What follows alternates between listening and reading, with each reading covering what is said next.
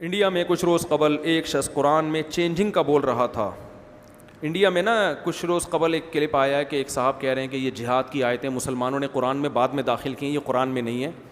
پوری دنیا میں قرآن ایک ہی پڑھا جاتا ہے. سمجھ رہے ہو؟ یہ تو پاگلوں والی بات ہے, بے وقوفوں والی بات ہے. کہ کب ہوئی چینجنگ, کس ٹائم پہ ہوئی؟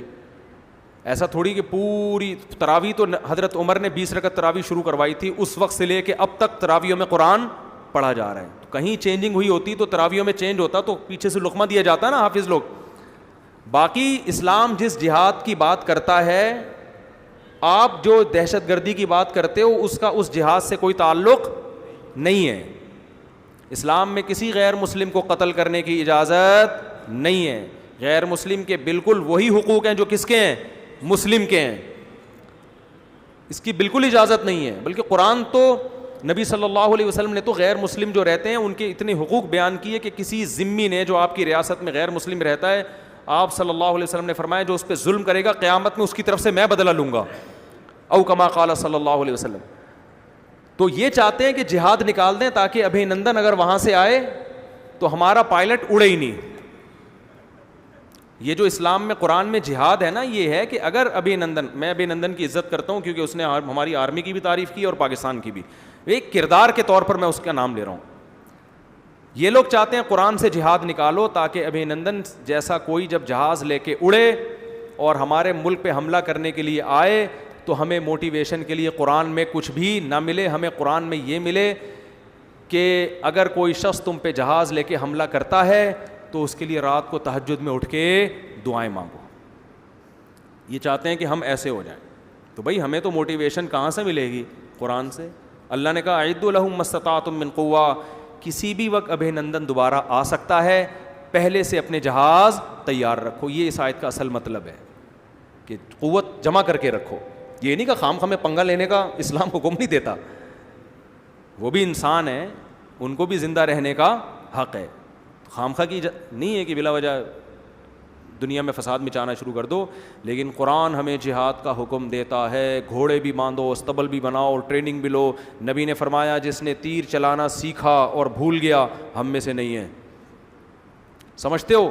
وجہ اس کی ہے کہ اسلام کو پتہ تھا کہ ابھی نندن آتا رہے گا تو ہمارے پائلٹ بھی ان آیتیں کو پڑھ پڑھ کے اڑتے رہیں گے اور چائے کے ہوٹل بھی چلتے رہیں گے, دودھ پتی کے مزے بھی آتے رہیں گے.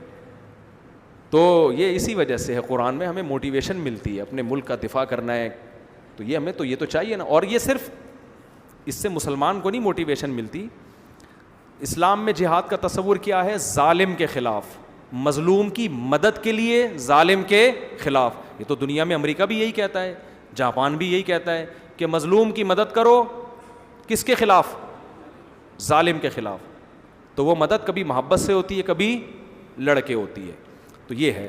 تو باقی جو کوئی دہشت گردی میں آیتوں کو لے کے جا رہا ہو تو وہ غلط وہ اپنے مطلب کے لیے آیتوں کا غلط مطلب نکال رہے ہیں نا, اس کو تھوڑی اسلام اپریشیٹ کرتا ہے. وہ تو قرآن میں بہت سے لوگوں نے غلط تفسیریں کر کے اپنے مطلب کی چیزیں لے لی ہیں. جیسے 4 شادیوں والی بات تو قرآن سے لے لی, عدل اور برابری والی بات قرآن سے نہیں لیتے. ایسے لوگ بھی ہیں شادی کرتے ہیں, بیوی کا خرچہ نہیں اٹھا رہے. جب ان سے کہا جائے تو کہہ رہے ہیں مفتی صاحب کا بیان سنا ہے. تو خرچے والا بیان نہیں سنا آپ نے مفتی صاحب کا کہ خرچہ بھی اٹھانا بنتا ہے؟ اپنے خرچے پہ لڑکیوں کو کیا بناؤ, اپنی بیوی کو ڈاکٹر بناؤ, یہ والا نہیں سنا ہوتا انہوں نے. سمجھ میں نہیں آ رہی میرا خیال ہے بات. تو وہ آدھا جب لوگے قرآن تو پھر یہی ہوگا نا. جیسے قرآن میں آتا ہے کلو وشربو, کھاؤ اور پیو, یہ والا لے لیا. آگے ولا تسرفو, اسراف مت کرو, فضول خرچی مت کرو, یہ والا نہیں لیا. دعائیں قرآن میں بہت ساری ہیں, آپ نے صرف یہ والی لے لی, ربنا انزل علینا مائدۃ من السماء, اللہ آسمان سے دسترخوان نازل کر دے. سمجھتے ہو کہ نہیں سمجھتے؟ ابا نے یہ تو حقوق پڑھ لیے کہ بچی کو اجازت نہیں ہے کہ میرے سامنے اف بھی کرے. قرآن میں لکھا ہے بیٹیاں باپ اور ماں کے سامنے اف نہیں کر سکتی. لیکن ابا نے حدیثوں میں جو یہ آیا ہے کہ بچی کی مرضی کے خلاف اس کی شادی مت کرو, یہ والی حدیثیں ابا کو معلوم نہیں ہوتی. تو یہ فالٹ اسلام کا نہیں ہے, یہ فالٹ ہمارا اور آپ کا ہے کہ ہم اپنے مطلب کا اسلام لیتے ہیں.